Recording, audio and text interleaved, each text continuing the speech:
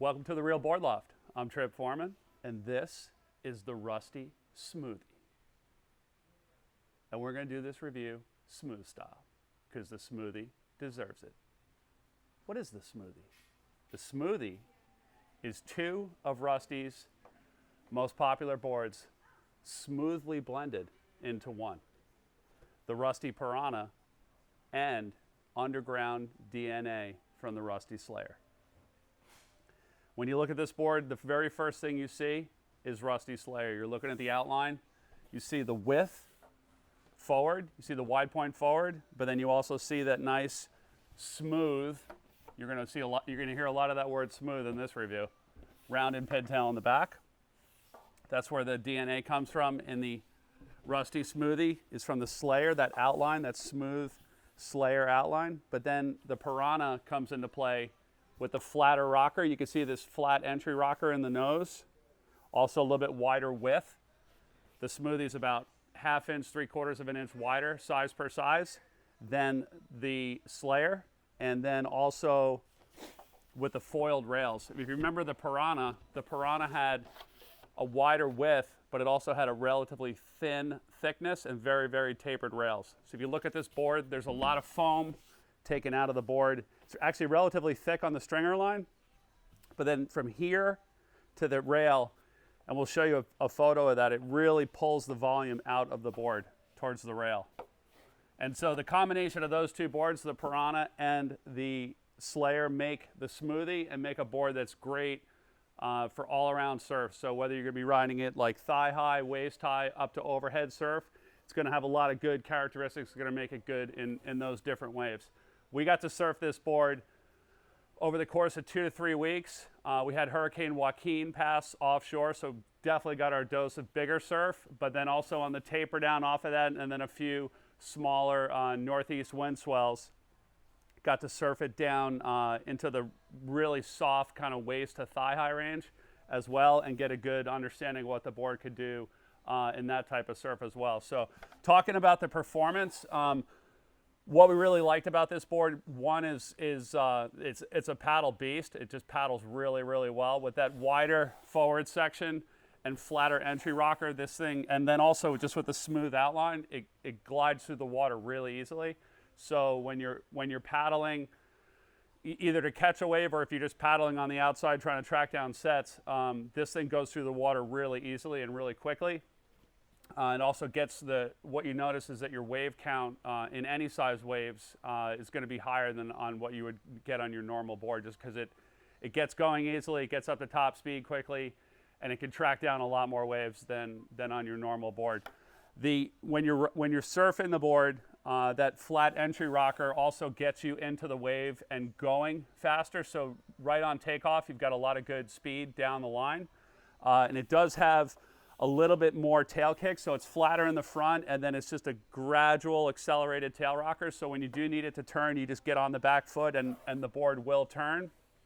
But a lot of flat boards like this, there are some other boards that are similar in outline and would kind of be placed in the same category. A lot of those boards are really bulky on the rails, so they're trying to make the board too short and too thick just to claim a really short length. This board, what they do is they taper the rails quite a bit, and that allows you to really depress the rail and engage the rail and have it hold into the face of the wave a lot better at speed. So you get a lot of paddle speed, you get a lot of speed down the line when you're generating that speed, but you also have the ability to control it with the thinner rails. So that's I think a big difference on this board compared to a lot of other boards that are kind of in this all-around round pin category, that trying to get one board to do as many different conditions as possible. In the bigger surf, and now we're talking like first bar, second bar, third bar out, this board had the ability to track down sets and confidently paddle into much bigger waves than you would think for a board with its width, and then also with its flatter rocker. But that thin rail really held in, and then also the round pin was really nice on those bigger waves, because even though the front of the board is pretty wide right here, the back of the board trims in and gets nice and thin in the tail, and that round pin just feels really nice at speed. And then also on those bigger waves when there was barrels, felt really good inside the tube. When the surf tapered down, the board also performed really well. What we found is that the wider width and then the flatter rocker gave you a lot more paddle speed to get into the wave, which normally on the small waves, that's not really that much of a big deal. But what it did is it added to your speed. The second that you stood up, you were actually going faster than on a normal board. So it added to your down the line speed before you even started pumping the board. You stood up and you were immediately going faster. What we did is in the really small surf is we played with different fin configurations.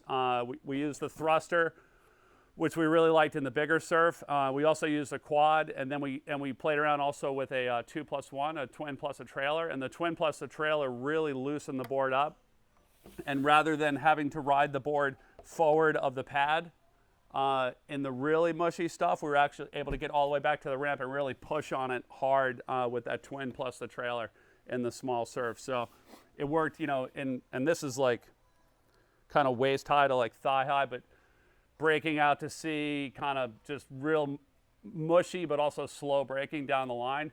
And the board would still wrap bend lines back around on itself and work on that twin plus that little finger trailer. So that's a good thing to have in the bag, especially if you're on a trip and you're traveling with this board as a single board, which it'd be a really good candidate for. If you're looking for a good single trusty travel board, this would be a good one to take on a trip, because you could ride really down into like full-on disappointing level surf, and then you could ride, you know, head high and above head surf as well on the same board.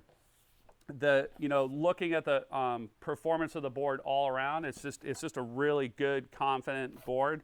The extra width compared to the Slayer gives you more stability at low speeds. So whether you bobble a takeoff or whether you're just looking for a little bit more planing surface to keep the board up on top of the water in marginal surf, it gives you both of those.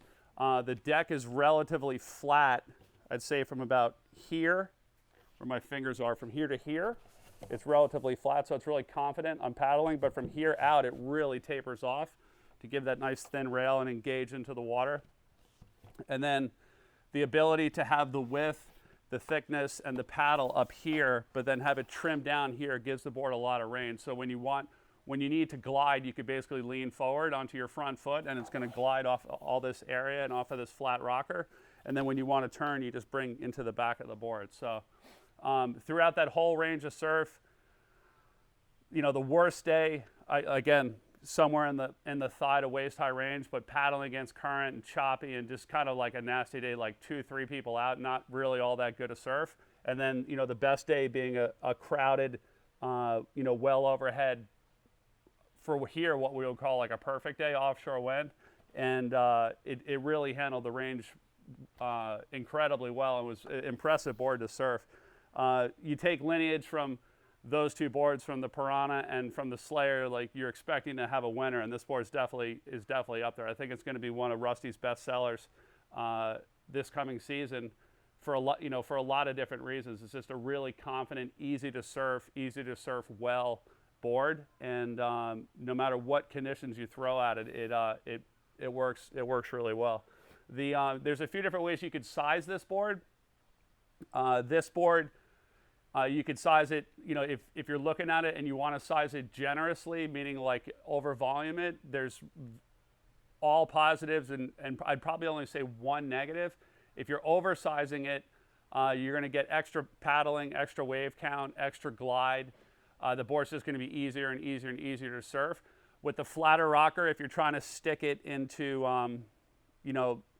for a lot of places you don't have this, but if it's a really hard throwing, barreling, boxy wave, so not necessarily a big barreling wave, but like a short barreling wave, the flatter rocker, if you sized it long, is going to be a little bit hard to fit into the curve of that wave. So if you're riding those waves a lot, you should consider getting this board shorter in length, because it'll fit into that pocket a lot better, and that'll solve the problem completely. Other than that, you could definitely oversize it. If you're looking for an easy to surf board, it's going to be no problem at all. But with the width and that flat entry rocker, you could go short with this board and ride it like what you would normally ride like your performance boards at, or maybe just a little bit more in volume, and it's going to be great for you. So it's a Rusty Smoothie 5-fin convertible, VectorNet tail patch on the back, and special black outline graphic on this one makes it look hot. Check it out. If you have any more questions on the Rusty Smoothie, you can give us a call at the shop, 252-987-6000, or look us up online, realwatersports.com/surfing. Thanks for tuning in.